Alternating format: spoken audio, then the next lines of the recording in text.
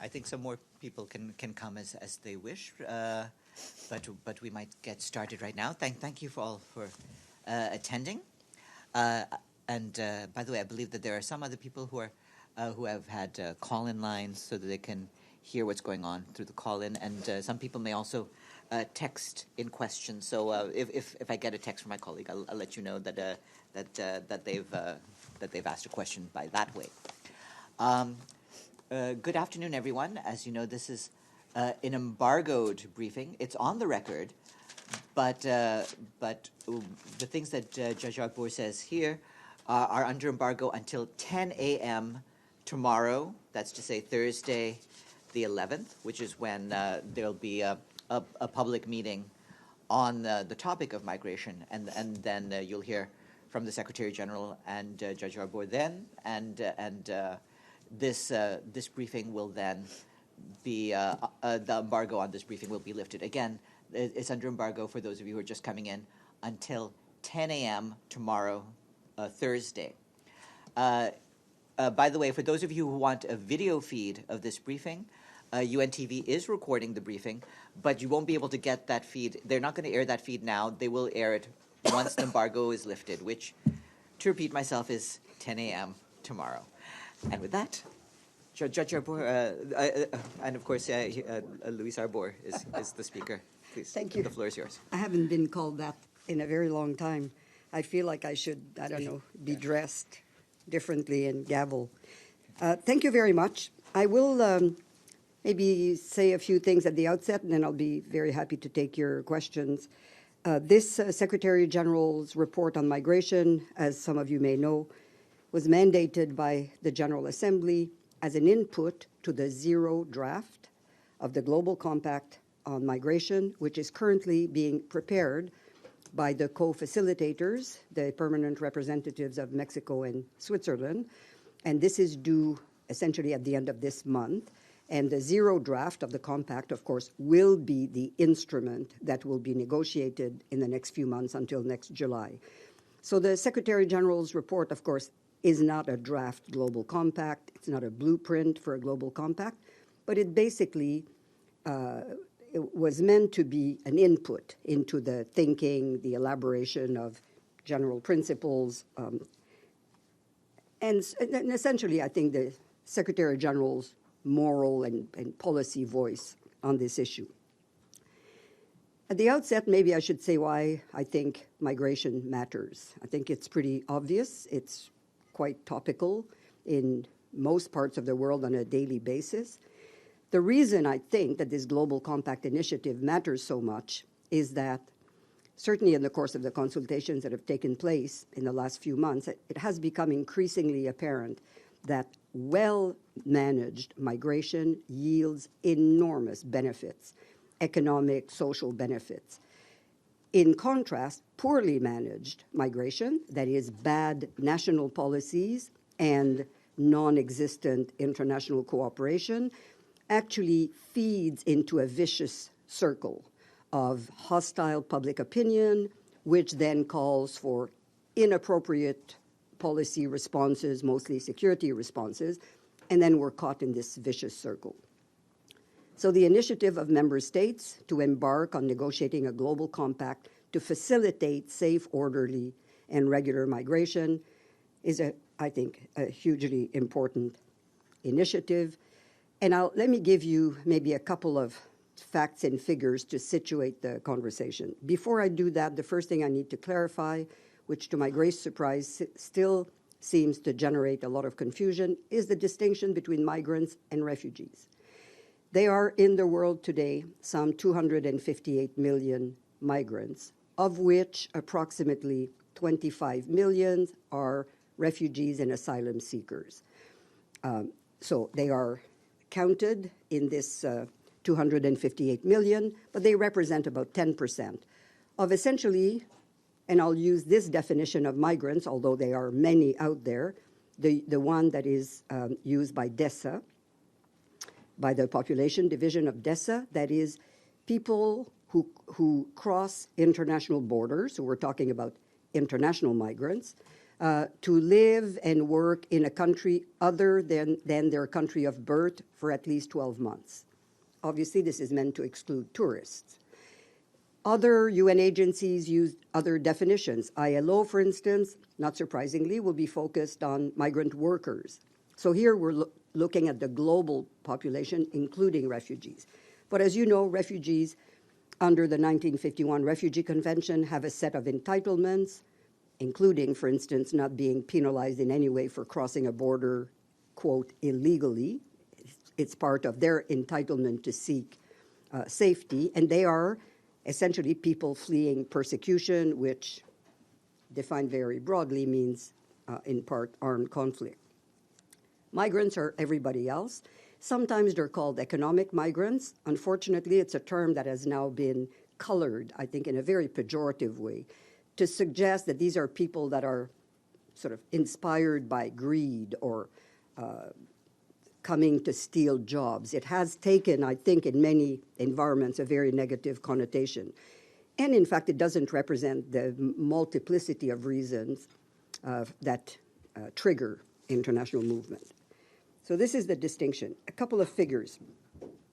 258 million migrants in the world today, up from 173 million in 2000. That's a 49% increase. The total population of migrants today represents 3.4% of the world's population, up from 2.8. Whether this is very statistically significant requires a lot more analysis, but a lot of data suggests that, in fact, this is a trend that is likely to continue. The effect of prolonged conflict, the anticipated effect of climate change, environmental degradation, not to mention the simple demographic projections suggest that we will see more, not less, international migration.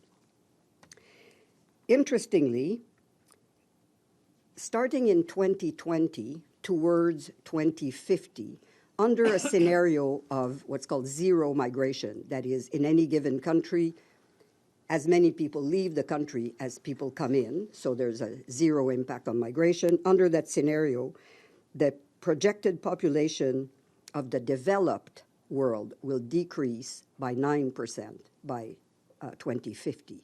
And therefore, I think the implication is the maintenance of economic prosperity and so on will require a proactive open migration policy.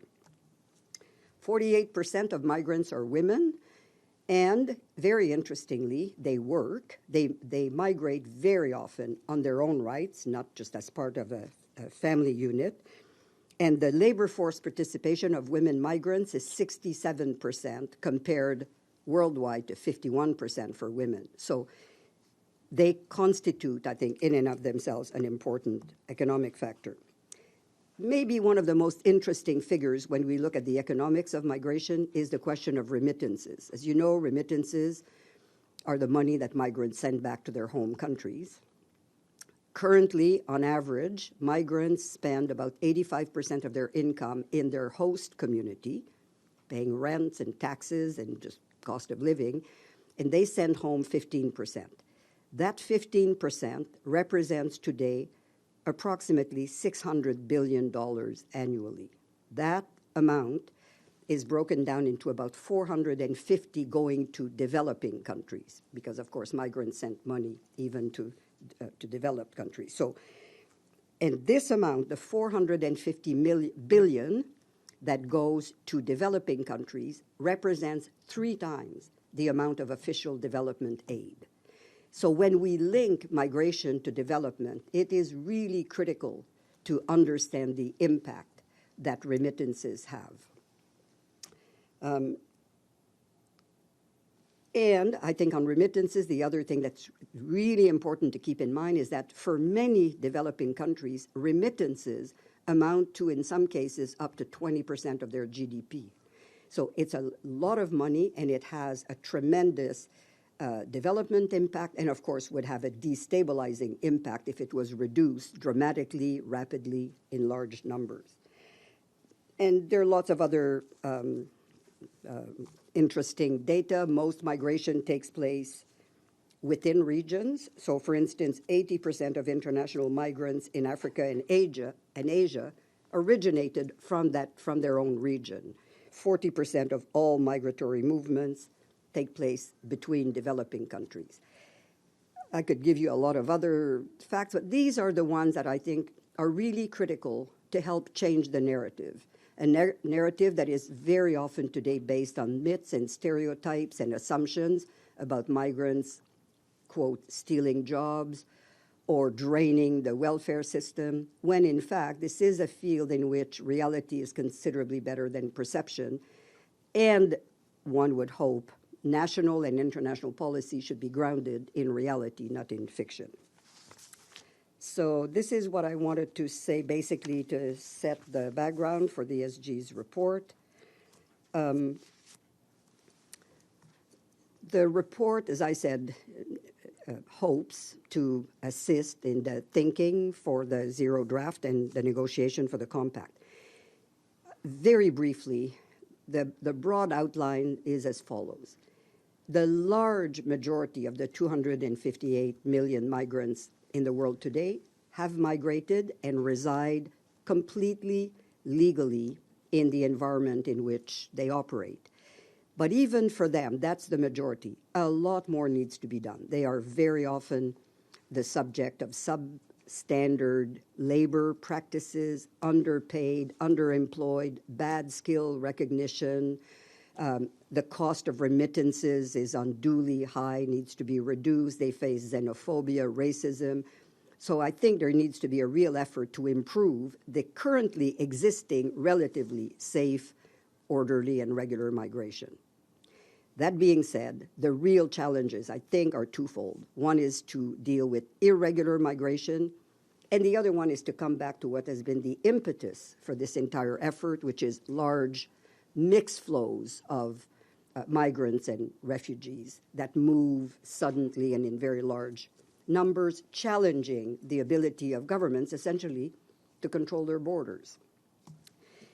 Irregular migration, very often described in very pejorative, stereotypical terms with vocabulary such as illegal migrants, which is only one step from calling them criminals. It completely obscures a lot of important distinctions in this large field of irregularity. Everything, I think, on these issues is on a spectrum. The first thing that experts will distinguish is between what are called technically stocks and flows. Flows are people who are currently on the move, and at any given time you may want to count that. Stocks are existing populations of people who have crossed the border. And as I said, by DESA counts, they count as migrants, people who've settled for at least a year in a given environment. Irregularity can be attached to the movement or to the establishment. For instance, you have many migrants today in the world who are in an irregular situation, but who entered the country perfectly legally with a visa, for instance. But they did not depart at the expiration of the term of their visa. Even more modestly, you can have people with a student visa who are prohibited from working, but work part-time on Saturday. Well, these are irregular migrants. They are in a situation of irregularity at some point. And then with respect to entry, you have all kinds of ranges of irregularity, some very severe, clearly a fraud on the government, an offense against the state, coming in under false identity with a fabricated passport or through the use of smuggling operations. So when we deal with irregular migrants, I think it's really important not to stereotype everybody as a criminal, which I think only inflames the rhetoric and yields nothing useful in terms of policy. So again, policy responses to irregular migration. The Secretary General's report, the main policy line is to expand legal pathways, expand the scope of existing legal pathways, and expand the variety of legal means of accessing labor markets. I think for the most part, these so-called economic migrants move in search of work, and if not enough legal pathways are open to them, they will enter irregularly or regularly and then overstay the terms of their visa to work, for the most part, in the informal economy, in the black market. This is in nobody's interest. It's not good for the migrants who are then exploited and in very precarious condition with no access to social services. It's very bad for the state, who then ends up with a large portion of its population, sometimes that it cannot account for.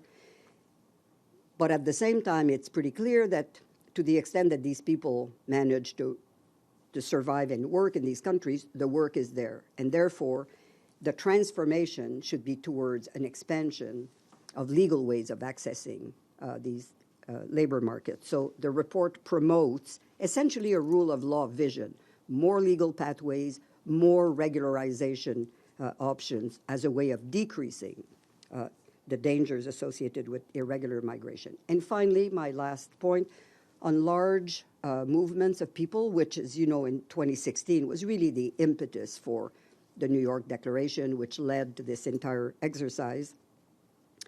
I think it was pretty clear that there was a complete collapse, first of state solidarity with respect to refugees, but also of state cooperation dealing with both countries of origin, transit, and destination when states were confronted with these large movements. What their report promotes is basically 3 steps. Step 1, at all times, saving lives ought to be the non-negotiable priority. So the humanitarian response to large movements of population should always be the primary course of action. Immediately after that, status determination should be done. It should be done fairly, but as expeditiously as possible, to ensure that refugees immediately access the legal channels of protection that they're entitled to.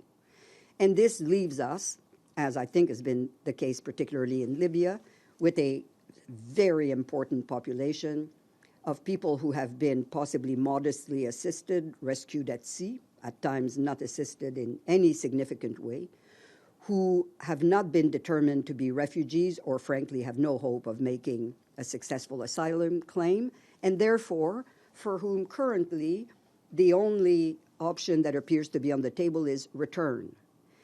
The reality is that it is not a viable option in many, many cases. In some, it is. And if it could be done on a voluntary, assisted basis, that's perfectly fine. But the reality, for all kinds of reasons, some people have been on the road for a very long time. Their conditions may have changed along the route. They may have been victims of abuse. There are all kinds of reasons. And sometimes the state of origin is uncooperative and unwilling to even recognize them as citizens. And therefore, for those, even though there's no entitlement as there is under the Refugee Convention, the Secretary General would argue that we have to call on, in some cases, third-party states to step forward to provide some legal pathway, whether it's temporary work, some kind of channel to ease the situation in which these people find themselves in a unsustainable kind of transit position. These are the broad lines of the report. There are lots of other issues, but I think at this point I'm happy to leave it at that and take your questions. Thanks very much. And if I may, I just received a question from the Financial Times. So if we could start with that. There's a question from Sean Donan, which is, how damaging is the U.S. decision to withdraw from the Global Compact discussions? And is the U.S. right when it says a global compact would be a challenge to national sovereignty and the ability to control migration? Well, you know, in a multinational, multilateral exercise such as this one, it's always regrettable if one of the parties is not present throughout. Member states are coming with a lot of different views, interests, ideas, and so on, and I hope in the next 6 months they'll come together towards what is essentially has been described from the beginning, it's clear to all, is going to be an agreement to cooperate. I mean, that's, I think, how we could best characterize the compact. If there's one thing on which there's consensus expressed loud and clear and recognized explicitly in the Secretary General's report, is that The Global Compact on Migration at the outset is not meant to be a legally binding document. It re-expresses, the report re-expresses, and member states have said time and again that state sovereignty remains the dominant principle. States have the prerogative, indeed, I think it's fair to say, they have the responsibility to control their borders, to determine who enters their countries, for how long, on what terms and conditions. This is not what is being negotiated. So I would hope that in the end, there'll be a recognition that state sovereignty means that every state has the perfect right to determine its immigration policies. That's very clear. It is equally clear that international migration, by definition, involves at least one more state. And in many cases, there are states of transit, there are neighboring state interests. So any effort to better manage that, to develop cooperative models, range of options so that different states may combine their efforts in different ways, I would have thought is in everybody's interest. Thanks. And if you can please identify yourself to our speaker. Yeah, yes, Carol. I just wanted to follow up. Okay. Madame Arbour, I'm Carol Landry with Agence France Presse. Just to follow up on that question, though, has the U.S. pullout of the negotiations on the compact had an effect on the willingness of other countries? I mean, surely a country that's considered a beacon in terms of migration not taking part in this effort, I would think, would pour cold water on part of that. Well, actually, I don't think it has had the effect that you described, which could have been a plausible outcome. It was announced actually on the eve of, or actually on maybe the opening day of the Puerto Vallarta consolidation meeting. So this was the end of the consultation phase. And it was a very large gathering of all those who had participated up to that point. So one might have expected that some would have, that it might have created a bandwagon effect. So there would be other, I won't say defections, but no. Everybody's at the table. The level of participation in the consultations, both thematic and regional, has been very high, very encouraging. Submissions to the Secretary General's report have been very numerous. They're all on our website. So no, up to now, I think the momentum is very strong. The meeting in Mexico, I think, was the launching pad for what will be now the zero draft and the start of negotiations. I really have to say, and it's all been an education throughout this process. These consultations, they may look very formal, but in the end, they produce, I think, an increased awareness of the immense benefits that will come if human mobility for the first time can be handled much more appropriately in international venues. James? Another follow-up. You are talking about changing the narrative, and yet arguably the loudest voice on this issue is President Trump and his Twitter feed. You talk about migration as an engine of economic growth, innovation and sustainable development. It's the complete opposite of the sort of things you're saying. You're certainly not advocating building walls here. How damaging are his comments as you try and change the narrative? Well, I think the first thing I would say, you understand this environment. This issue is a global issue.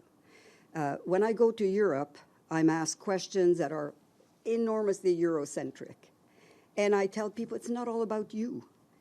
And in fact, in the world today, we used to approach this issue on the basis of countries of origin, countries of transit, countries of destination.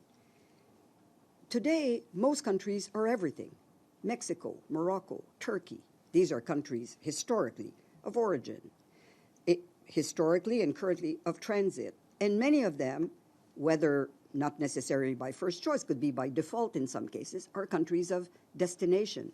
So we see developing a community of interest where people understand that the issue of return, for instance, is really complicated, and it presents itself in all kinds of different ways between African neighboring countries, between Asian countries. So yes, certainly in the Western world and across the world, American and frankly European issues may tend to dominate. But But the reality of those sitting at the table to discuss these issues is that, when you talk to representatives from Bangladesh, from Indonesia, who have huge numbers of female domestic workers in the Gulf countries on foreign worker contracts and so on, it presents itself in a variety of ways. So it's one reality.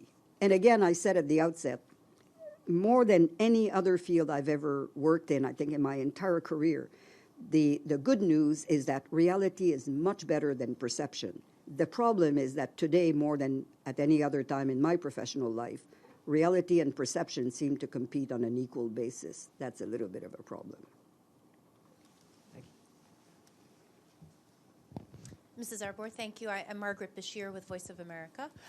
Two questions. In the report, you talk about hearing the voices of the migrants, having them as part of the conversation. How do you plan to go about bringing their voices into the debate? And smugglers are a major factor in the migration phenomenon, yet there were no recommendations made for tightening international laws or anything around dealing with smugglers. So is there space for that in what you're working on? Yes, thank you. The voices of migrants must be heard in many different ways. First of all, there is already, all over the world, quite an active civil society set of NGOs who are very engaged in working with migrants. This is an area where actually the best information comes at the more sort of even subnational level. For instance, cities. I mean, there are lots of actors apart from national government in this field. Migrants are one of them, and their voices come sometimes from their, it's the same with poor people. It's not always, they don't have always a big space in their own terms, but there are lots of organizations, faith-based organization, all kinds of civil society, and very often it's to deal with specific issues. Domestic workers, for instance, foreign domestic workers. You have agricultural seasonal workers. So you've had historically, and we have today, pockets of well-informed and in some cases quite engaged activist groups who advance these issues. And as I said, they're very present in subnational environments. The role of municipalities, private sector have different interests, but the private sector tends to have a very pro-migration interest because of the labor deficits that they experience today and can project in the future. So there are many ways, I think, to get all these voices in. The question of smuggling, we had a very good consultation. The one that took place in Vienna was mostly on trafficking and smuggling. Very useful, first of all, in drawing the distinction between trafficking and smuggling. And I think what it brought to the surface is, once again, we need to move away from stereotypes and be very prudent when we talk about smugglers, for instance, as opposed to people who are smuggled, to understand who is it that we are talking about. And it ranges from the usual stereotype of predatory, internationally criminal organized groups, that's the stereotype, to the reality that in many, many cases, it's facilitators, people who live near borders who will facilitate their neighbors or family members crossing, who are not otherwise part of criminal networks, who are not armed, who are not paid. Aggravated smuggling is what is done not only for profit, but through the use of violence and the extreme, unconscionable way with, smugglers throwing people overboard when they were about to be arrested. So there's a whole range of activities. And, again, as part of pushing back on any kind of stereotypes, we have to remember people who have become heroes, the kind of Schindlers, A lot of them were smugglers. I mean, they helped people escape through facilitating, sometimes crossing borders illegally. So there's a whole range of activity. And currently, the normative legal base, frankly, is fully in place. There are conventions administered by, in Vienna by the UN, very widely subscribed, but as is often the case, very poorly enforced. I mean, the deficit in international initiatives, for the most part, across the board, is in implementation, not in norms and standards. There's a treaty, there's all kinds of instruments. And again, the more we increase trust and cooperation across the board on migration issues, the more, I think, we'll see an ability to deal with smuggling. And my final point is that I am very suspicious of the rhetoric about smuggling-driven migration.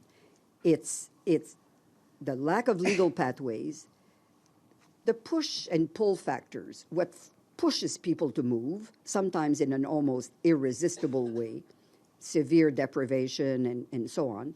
What attracts them is the likelihood of employment, including in the informal economy. When the two are very strong, the push to leave and the attraction of finding employment, when the two are very strong, if there are no legal pathways to connect, you will see a lot of irregular migration supported by an increase in facilitators, smugglers. Yes, please. Thank you. Thank you for this opportunity. Mauricio Guerrero from the Mexican news agency Notimex.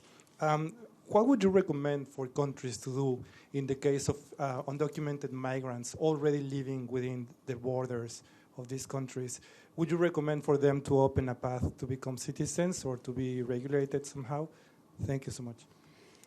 What the report advocates that is, first of all, that there's no one solution that will fit all circumstances. The circumstances of irregularity can vary tremendously. When we talk about irregular migrants, you could have someone who has just sort of illegally attempted to enter, was immediately intercepted, and can be very easily returned. That's one scenario. You have well-established, long-established populations of irregular migrants, large numbers, who have been in a country for decades, working, otherwise law-abiding, have never done anything wrong. So when we talk about what is the response to that, it depends on a lot, and I think all the factors have to be taken into account. First of all, is there an option of voluntary return? If people are prepared to say, well, you know, I've worked for a few years, I have enough money, I'm happy to go back home. And particularly if you can encourage that with no penalty. So if you return voluntarily, you'll be able to re-enter the country with a visa. You can have incentives to facilitate a genuine voluntary return. If that's not the case, you have to look at a whole range of options, ranging from very modest forms of regularization to going all the way to granting citizenship to deportation as another option. It has to be very contextual. You have to ask yourself, what will be the impact not only on the migrant, but on his or her current employers, family members, neighborhood? Very often these people work, let's be very clear, often in jobs that nobody else wants or at a pay that nobody else is prepared to accept. What would be the impact on the country of origin, especially if you're talking about very large numbers, and if these countries are in your neighborhood? Do you want to destabilize them by sending back very large numbers of people who will arrive unsocially connected if they've been away a long time, unemployed possibly, with the loss of remittances, which are such an important income for many of these countries? My answer to your question is it depends immensely, and sound policies will have to be very responsive to a combination of all these factors. That's where the right answers will lie. Hi, my name is Ibtisam Azim from Arab Al Jadid newspaper. Thanks for the briefing. I have two questions. The first one regarding the European Union and European countries in general. What would you recommend that they do, especially regarding migration through Africa and Libya, and the regulation that they put that caused partly for the problems we are seeing there? So did you, when you are talking with leaders there, which reactions you are getting, which solutions you are suggesting to them? And the second question regarding Arab states and specifically Gulf states, that they have a lot of migrants from other Arab states, less rich states, and Africa and Asia, and there were a lot of problems with their laws and regulations regarding immigrants from different countries. Are you seeing some change, or is it is there more people? Are they trying to have changes, or things are like very bad as we know with their laws? Thank you. Well, I think in the course of the consultations that have taken place, European states, Gulf states, have all been very engaged, present in the discussions. I really have to say, there are a lot of honest, decent people there really trying to find solutions to problems that, because they're just so little in the international framework, apart from refugees, to deal with these issues, left them unusually unable to come up with a workable answer. And I think what we saw in Europe, starting in 2015, 16, 17, first a wave of refugee coming mostly from Syria, then coming from Libya, mostly, for the most part, non-refugees, left Europe completely ill-equipped to deal with that. And this is a region that otherwise had internally, within the European Union, probably the most progressive cross-border policies. That's why Europe, in fact, European states have the highest rate of immigrants anywhere in the world, because, in fact, they move within Europe, but it's still into a foreign country. So, you know, I can't comment on any particular European policy. I think there's been a lot of tensions within European states, some that are at the border of the Union as opposed to others. It's pretty fair to say that there was at time a pretty serious collapse of solidarity, particularly in the case of refugees, where the Refugee Convention is a call for international solidarity. I think this process is bringing a lot of these issues to the surface. When we talk about increasing legal pathways to access labor markets, I would have said to you maybe 6-8 months ago, there would have been a lot of skepticism amongst European decision makers that this was the way to go. They would have said, what are you talking about? We can't cope with all the numbers of people coming in. But then when you start embarking in something a little more sophisticated in the analysis, and you look at demographic projections and labor market deficits in the care sector, in the agriculture sector, and you realize that if you don't do anything smart in a cooperative way, all you're going to see is a continued, and I would suggest an increase in irregular migration, more smuggling, more irregular channels, more lives in peril, more sense by the population that the governments have lost control of their borders, more pushback against migrants, and this is not the good scenario. So I think we've come collectively a long way in the case of the Gulf countries that present a very unique model of migration. When you have countries where 80% of their population are foreign workers, this is a different model. And there, I think there's been a willingness to acknowledge that a lot of the challenges are with respect to decent work standards. It's not so much a problem of irregular migration, it's a problem of decent work standards for regular migrants who come under contracts, but with the single employer formula, for instance, there's more and more a willingness to acknowledge that this leads potentially, especially in the case of women, migrant workers, domestic workers, terrible, unsustainable conditions. So all these issues, I have to say, have been very squarely put on the table. I hope they'll be addressed in the draft, the zero draft of the compact, and that we'll see a willingness to tackle these issues. I have just a small follow-up, if I may. To which extent you will be following then later on such steps that... Yeah, it depends what the compact will decide. I mean, you have to understand, this is an initiative of member states. It's led by the two co-facilitators under the sort of general direction of the President of the General Assembly. It's member states negotiating that. The Secretary General's report in my office, we're there to assist in putting together all the know-how, the knowledge, the expertise, the policy advice, the advocacy of the UN agencies, of the systems to accompany that process. One of the issues is in the zero draft that will be negotiated, and in the outcome, more importantly, will the compact have a mechanism of review of itself in 5 years. This will take place in Marrakesh at the end of this year. Is there going to be a Marrakesh +5, Marrakesh +10, reviewing the compact itself? The world will change. There'll be evolution on all kinds of issues.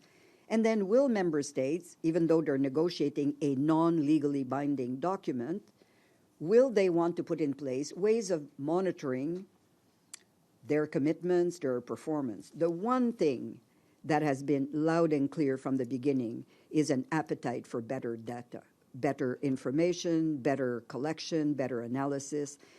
There are lots of questions that remain unanswered because we just don't have the numbers, or we have some of the numbers for Europe through different European institutions, but then we project, and so better census, universalization of census, biometric identification measure. There are lots of ideas that are out there that I think would lead to everybody being in a better position 5-10 years down the road, including on just having a better sense of the reality of human mobility. Yes, please. Thanks. A follow-up first to the question about migrants already in the country. You said that deportations are an option, but are there any limitations to that? Like in the case of the U.S., for example, they're currently negotiating the Deferred Action for Childhood Arrivals program, which, if it falls through, there could be a huge mass deportation of immigrants. Many of them don't even speak the languages of their home countries. Is there any human rights concerns with that sort of thing? And a question specifically about something in the report.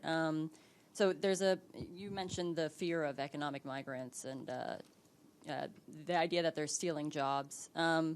So the report says that there isn't evidence of a long-term negative effect on wages, but that there could be a short-term destabilizing effect, and it suggests that national migration policies should be attentive to the needs of local communities and labor forces. So do you have any specific examples of how policies would be able to reconcile both the local community and the migrants? Yep. A lot of questions.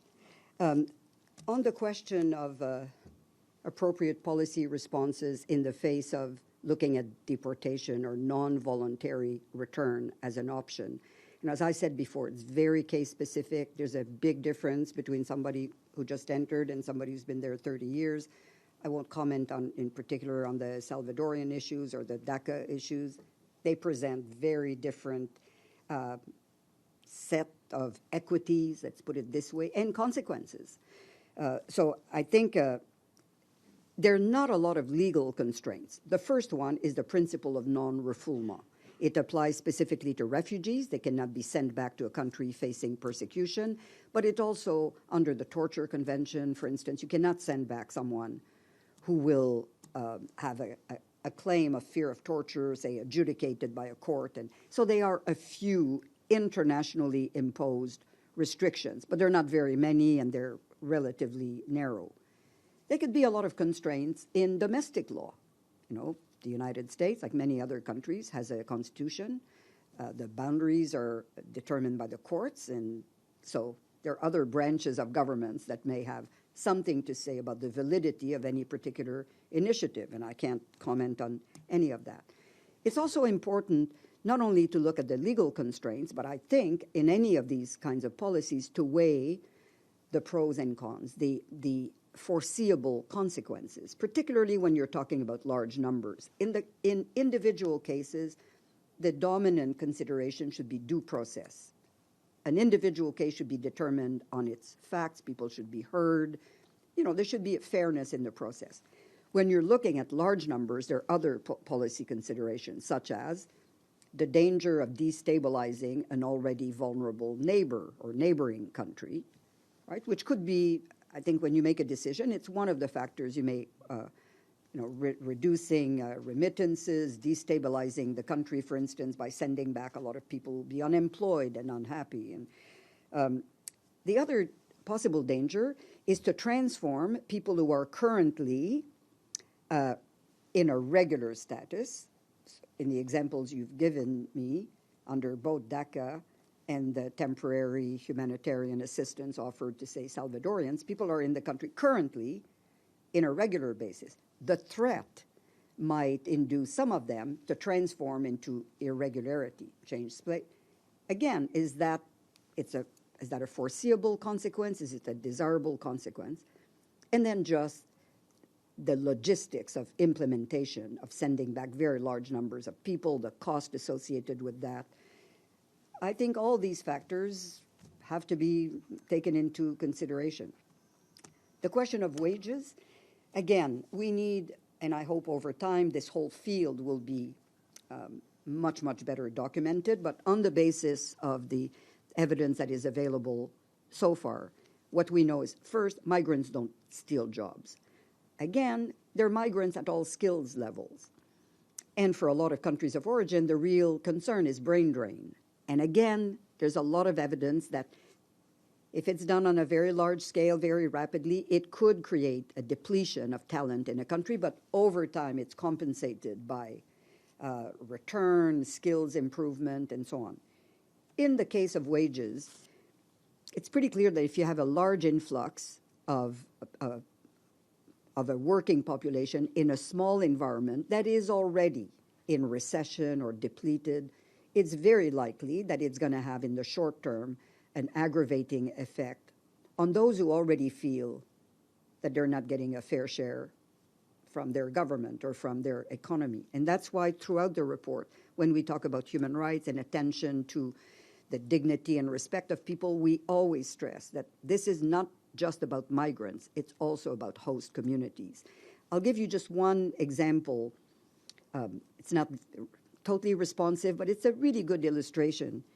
Somebody told me that in their country, I think this must have been mostly in the case of a large influx of refugees, but in any event, I forget now if it might have been either Jordan, Lebanon, Turkey, one of these countries where a large number of children arrived and had to be integrated in the school system. And in order to foster an appropriate climate, the government, with some foreign financial support, put out a program where if a school took in a certain percentage of these children, there would be free breakfast for all children. The last thing you want to do is to give free breakfast for the 15% kind of foreign students that have been incorporated, aggravating the sense of difference between communities where, frankly, many migrants, I would say the vast majority, when they come into a country, they don't settle in the richest neighborhoods. They settle in an environment where on a day-to-day basis, their predicament's not very different from that of their neighbors. Or put another way, the host community is not that much better off than they are, except for the stigma of often not speaking the language and the xenophobia, racism, all kinds of intolerance. But in economic terms, I think it's important to be attentive to the needs of host communities as well. And that's where cities play a tremendously important role. Dulcie? Thanks very much.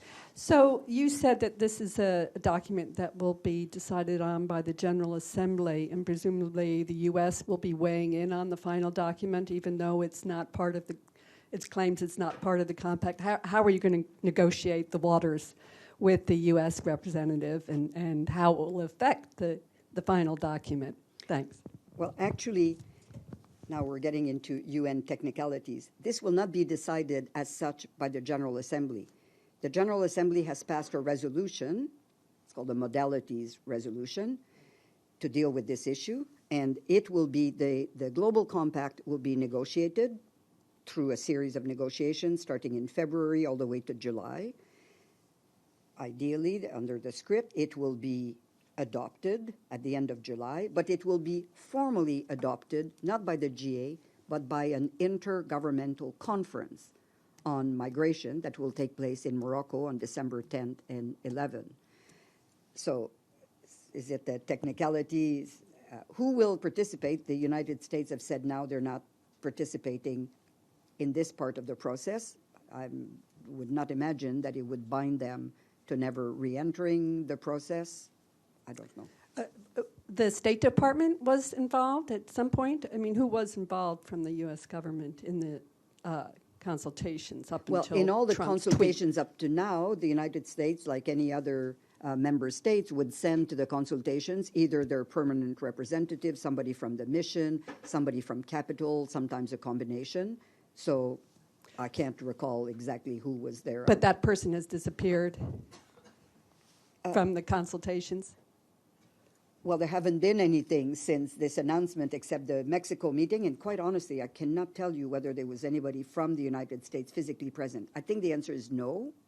There was no one registered to represent the United States in Puerto Vallarta, I think.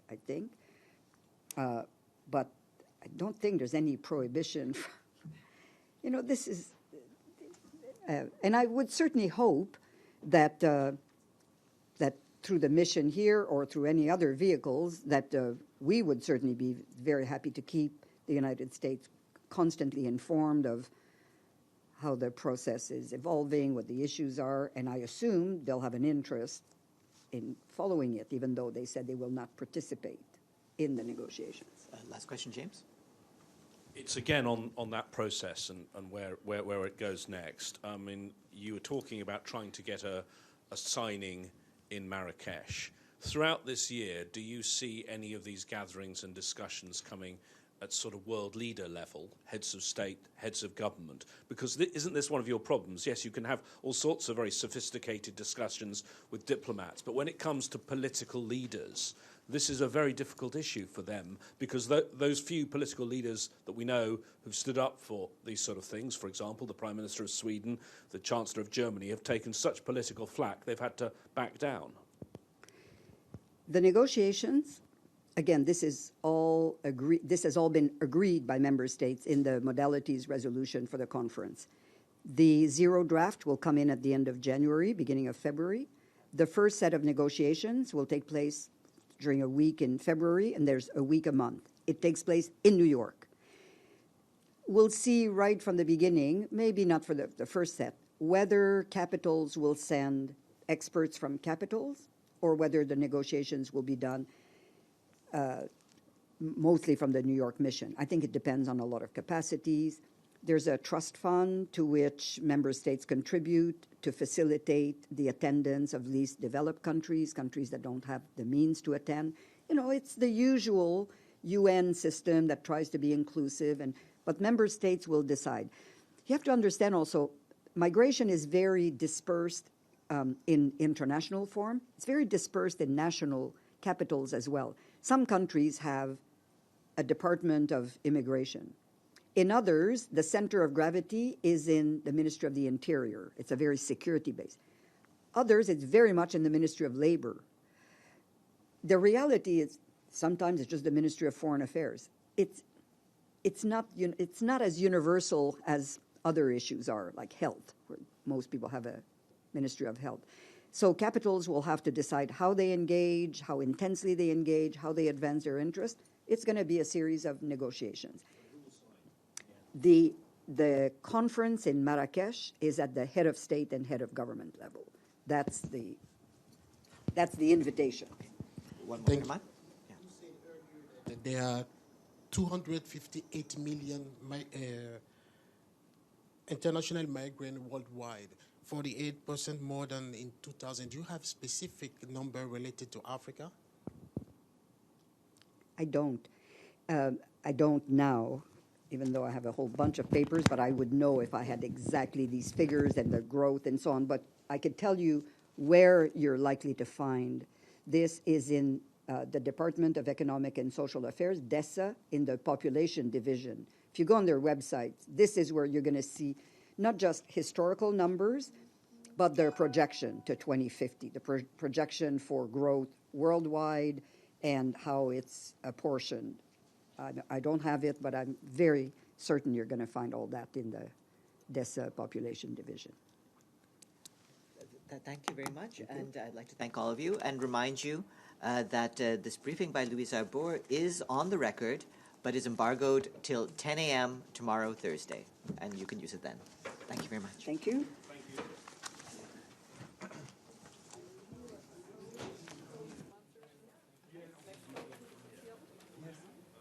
Mr.